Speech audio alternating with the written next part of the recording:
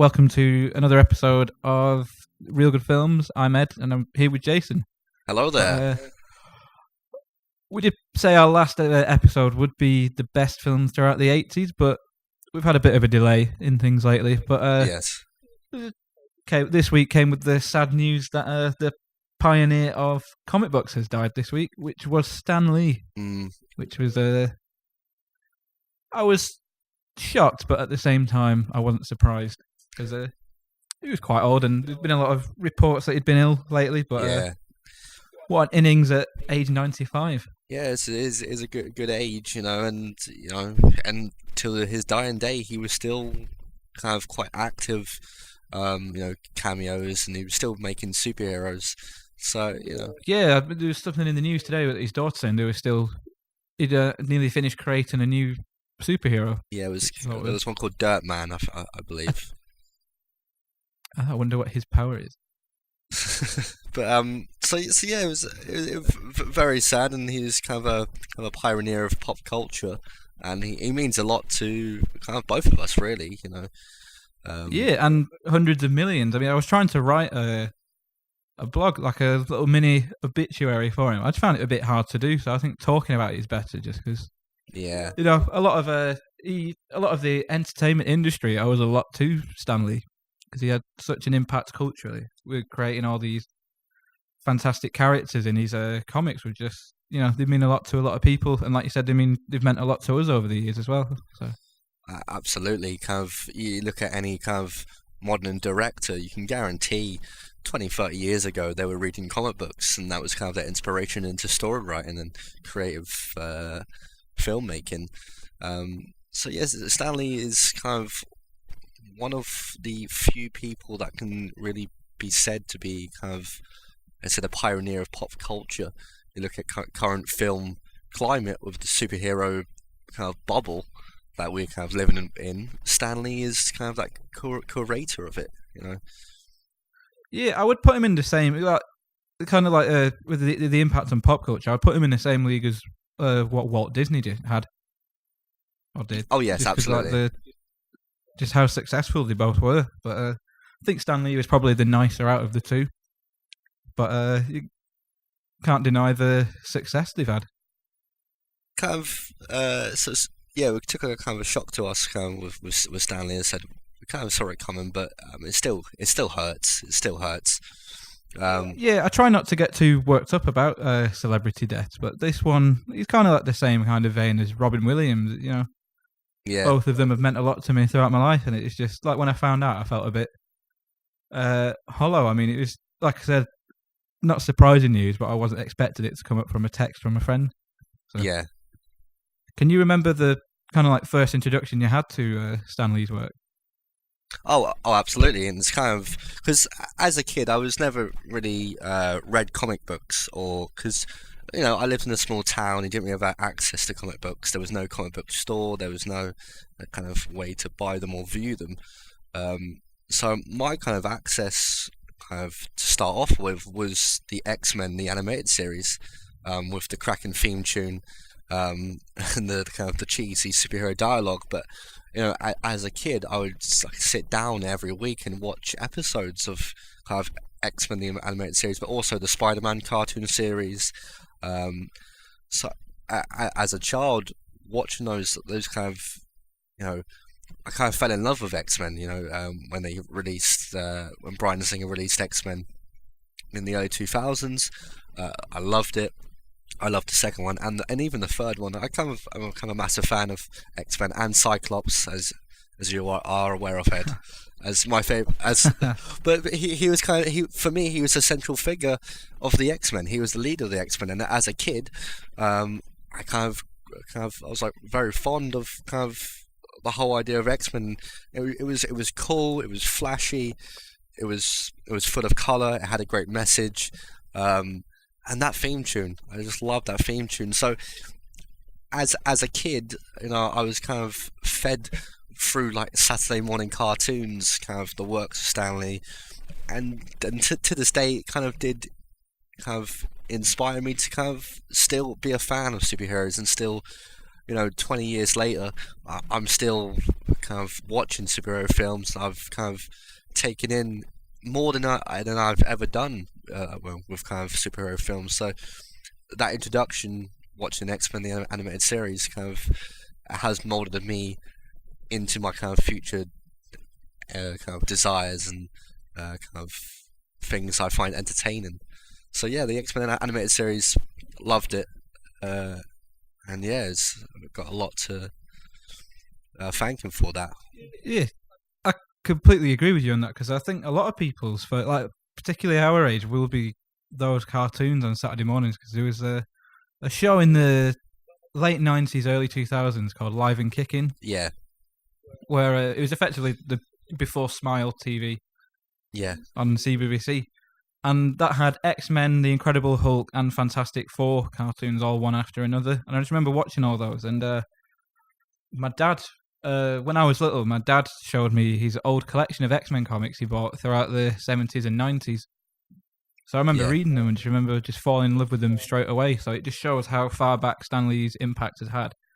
That I was reading some of his creations from the 1970s and the early 80s.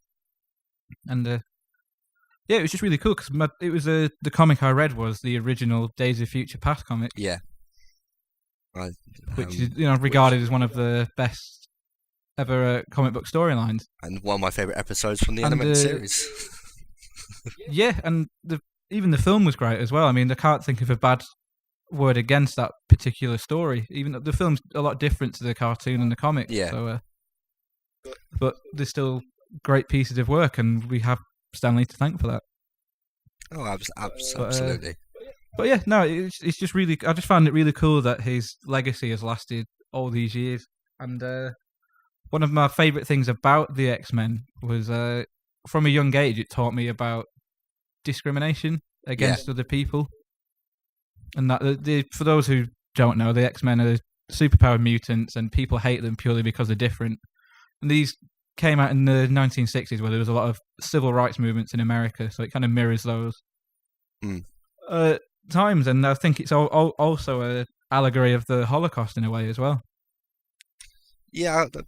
But yeah, I just think it's good because a lot of it helped me understand about racism and civil rights movements from quite a young age as well, and it's kind of given me put me on a bit of the right path, I think, just to see the world in where everyone is equal, which is what the X-Men stand for. So. Well, that was kind of the joys about kind of Stan Lee's kind of mantra, is that kind of all these superhero kind of adventures had a kind of a positive message behind it. You can be kind of too PSA and kind of like, oh, don't do drugs, kid, kind of that. But it kind of, but it kind of did that, but made it cool. You had a kind of a really cool story, some really great characters.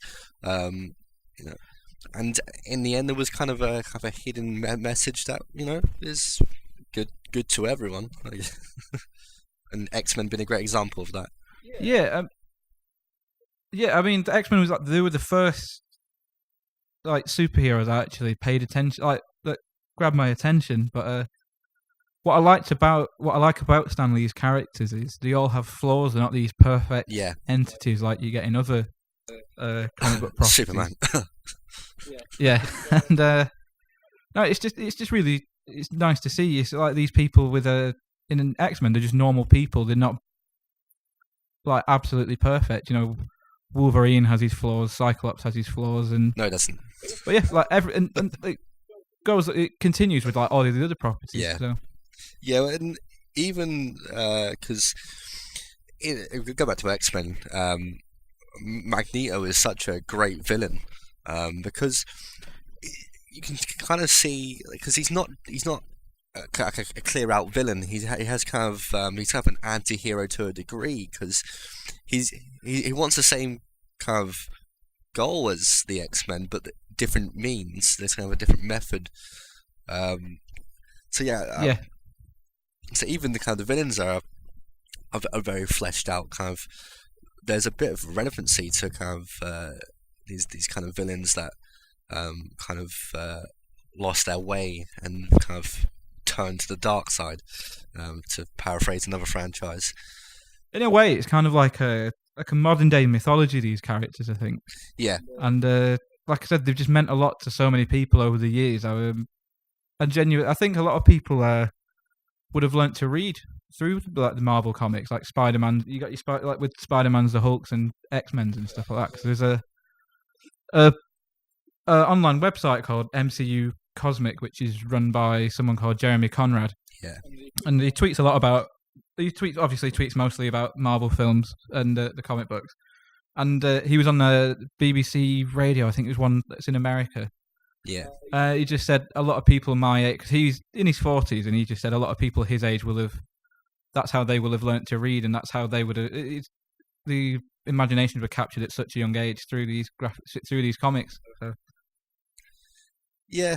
But yeah. It's just like a huge impact on the world. So. Yeah, it's a kind of a wide cultural impact that's kind of, it will last longer than probably us, which is a sad statement, but it's probably true. Kind of. Yeah. These characters. I think in recent months there's been a lot of talk saying the superhero bubble will pop, but I think after what's happened this week, it's just gonna last a little bit longer now, which I think it'll be a nice little testament. And I found out that I saw a video this week which was tweeted by the Spider-Man Twitter account for the films, where Stan Lee was saying his proudest achievement is the Spider-Man universe. Because he just said he's instantly recognizable around the whole world, and he just said every time he'd go to conventions, people would come up to him and just say,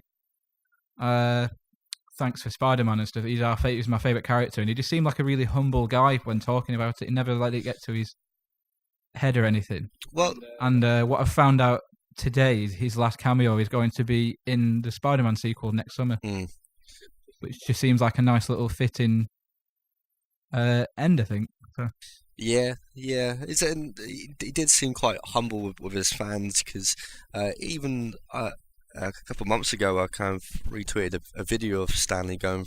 He was just scrolling through all kind of the comments left by his fans, and he just seemed really kind of chuffed and happy about it. And you can kind of see that. He went to all these Comic-Cons. He was always he tried to be very interactive with his fans, and just said to his last breath, he still had that kind of that Excelsior kind of mantra. So and I know people who've met him, and they just said he was an incredibly kind human. He just said even that he was obviously very old, but he would stay and like talk to absolutely everybody who would come to see him, and if that's not a testament to how kind of a person he was, then I don't know what is. Yeah, but again, as I said, it is very sad, but his impact will last a long time, and you just gotta kind of admire his kind of passion and his enthusiasm up to his kind of waning years. So. Because what was it you put on your tweet on your cinema cabin thing, where the quote from Stan Lee, if you can remember it? I want to say it word for word, but it was I was embarrassed because I was just a comic book writer. Then I began to realize entertainment is one of the most important things in people's lives. Without it, they might go off the deep end. I felt that if you're able to entertain people, you're doing a good thing. Yeah, I think those are quite wise words to live by from the Generalissimo himself. But just while we've obviously waxed lyrical about the X-Men, just what other properties of Stan Lee do you also like? Fantastic Four. I've always enjoyed the Fantastic Four, even the bad films they released, except for Fan Four Stick. Again, it's I've got to link it to kind of the cartoons that I watched as a kid. Also, the Spider-Man cartoons as well. Even I used to watch the '60s cartoons, the one with the really dodgy theme, Spider-Man. and the early Sam Raimi films I loved. So kind of I'm just linking all my kind of connections with those Saturday morning cartoons, but Spider-Man, Fantastic Four, and X-Men kind of, I've kind of held those throughout kind of my life as kind of points of entertainment, points of kind of inspiration. What about you? He's done outside of Marvel. He's done quite a few things. He did quite a lot of stuff for DC as well. Oh yeah, yes, he did. He did Bat from the Wrong Side, where he actually turned his back on Marvel, I think, and did a few. And he's got a TV series on Sky as well called Lucky Man, which I've never seen, but apparently it's really good. I've never even heard of it, to be fair. It's got James Nesbitt in. It's literally a guy whose superpower, I think, is luck. Things just turn out well for him. Huh. Like Domino. But pretty much. But I may be wrong about that. I've never seen it, but that's just like the gist of things I've got from the trailers. But I suppose it would be bad of us if we didn't speak about his cameos in his films. Iconic. In the Marvel films. Yeah. So what would you say his best cameos are to you? Tony Stink. That's always a simple. Tony is one of you, Tony Stank. Stank. That's it, Stank. But my actual favourite one is one. I think it's Fantastic Four: Rise of the Silver Surfer. He's trying to get into the wedding. He's like, I'm not on the list. What? He's kind of like, I should be on the list. I'm Stan Lee. And it's just like that made me chuckle. A nice little meta one. I actually really like one of my favourite ones is from The Amazing Spider-Man with Andrew Garfield. Oh, is that? Oh, yeah, the library. Spider-Man and the Lizard are fighting in this library, throwing things around. But he plays a librarian. He's just he's got headphones on. He's just blaring classical music out. So he just has no idea of what's going on behind him. So like the Lizard's throwing things at him, and Spider-Man is just pulling them back with his web. It's just a nice little, quite a funny little moment in the film. I also love his cameo in Deadpool 1. Oh yes, where he plays a DJ at a strip club. And I think even he has said that is his favourite cameo as well. Well, he got to be in a strip club. But I think he goes like, up next is chastity. Something. Yeah. But no, it's nice just to see him in the films. Yeah. Well, and there was a theory that he was a Marvel character called the Watcher because of all of his cameos, and then Guardians of the Galaxy 2, he was put in a scene where he was talking to the Watcher species, which I thought was a nice little nod to the fans from James Gunn. Yeah. Yeah, and I don't want to get to that point where I watch the last Stan Lee cameo, but it will happen. It's sad.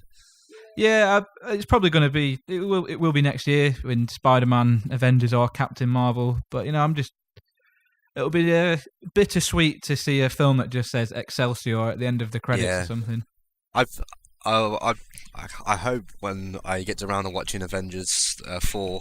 Because I'll probably watch it midnight release, that when Stan Lee comes up, I just want the whole cinema just to kind of stand up and just clap. Yeah. It's like they even just paused the film just to have like a little standing ovation. Yeah. Just like, yeah. I hope that happens. Well, I'll do it. So. Yeah, I will applaud as well. I think we should all meet up and go together like we did for The Last Jedi. Yes. But I just think it'll be Avengers 4, I think, will be a nice little way to, I don't know, say goodbye, because it's the end of this big era of Marvel films. Yeah, kind of the end of the whole kind of experiment. Yeah, but like I said, Avengers 4 will be the perfect way to round it all off with Stan Lee, and also Spider-Man, just because it was his favourite property to do as well. It was his favourite property, but another thing I found out about Stan Lee was he got artist credited in the comics that he wrote, which was quite rare at the time. A lot of it would go to the writer of the comics. So in the 60s and 70s, he was like running for the artists to get their own credit in the comics, which eventually happened, and that wasn't really heard of at the time. Yeah. So it just shows that he cared about the people he worked with. Maybe not Jack Kirby towards the end of their relationship. Yeah, that's a whole other podcast. That is. Yeah, but also it's worth mentioning that Jack Kirby also died earlier this year. Yeah. Back in the summer. which is this is the end of an era in comics, I would say, just because of the impact. Though, not to knock Jack Kirby, he also had a huge impact with his drawings as well. So, it's been iconic. a bittersweet year for Marvel, I would say. Yeah, it has. But as I said, at the age of 95, and he was pretty active. Yeah, a terrific age. To the end, he was full of life. I was saying to I put in our group chat the other night, if I ever got to that age, I wouldn't be, I wouldn't be mad. No, I would not. 95 is an achievement, to say the least. Yeah. But I'm sure after this there is going to be a Stan Lee biopic made, which I think would be good if Marvel Studios produced it. Yeah. Who would play Stan Lee? I would say Bryan Cranston. I would love Jonah Jameson. Not Jonah Jameson. Who plays? J.K. Simmons. That's it.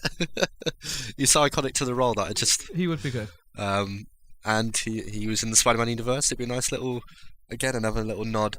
Nice little nod. But there's so many other things to say about him, but I don't want to end up repeating ourselves just because he was this incredibly successful comic book writer who loved his fans, he loved his work as well. And I think there's still a documentary on Netflix which is hosted by Kevin Smith, and he interviews Stan Lee about his creations over the years, and it's quite a nice little.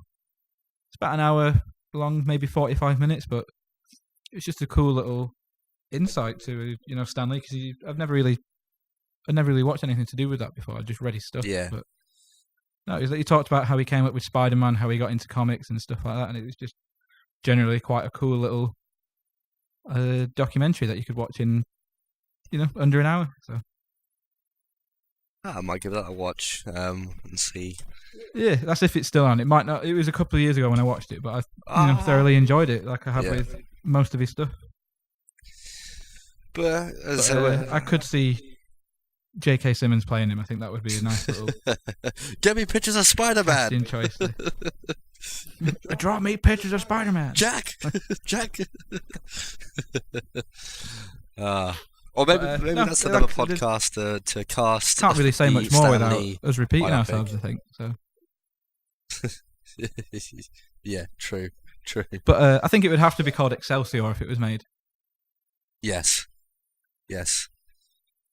Well, can we just look at the madness that his name was Stanley Lee. Stanley. It's all confusing. Stanley Lee. Yeah. Wow. But yeah, I think we've come to the end there. We've said what we need to say, I think. Yeah.